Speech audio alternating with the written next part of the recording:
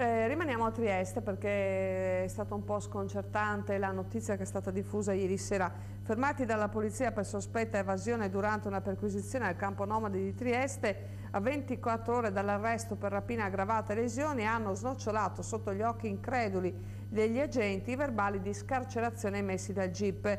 Gli agenti non hanno creduto alla coppia di etnia rom nemmeno davanti ai documenti ufficiali, arrendendosi all'evidenza solo dopo la conferma telefonica della segreteria del carcere. E mentre dalla radio di servizio della Volante la voce del funzionario della casa circondariale ripeteva tutto in regola, sul viso dei due pregiudicati si è stampato un sorriso beffardo. Si tratta di Christopher Cari, di 31 anni, e del 18enne Dylan Levakovic, che ricorderete erano stati protagonisti di un tentativo di furto a Domio in provincia di Trieste e quindi anche avevano aggredito il figlio dei proprietari colpendolo più volte al capo con un cacciavite. Il giovane per fortuna indossava un casco e quindi per fortuna non ha subito grosse lesioni. Notizie come quelle della scarcerazione dei 2 dei 3 cittadini italiani di etnia rom arrestati appunto 48 ore fa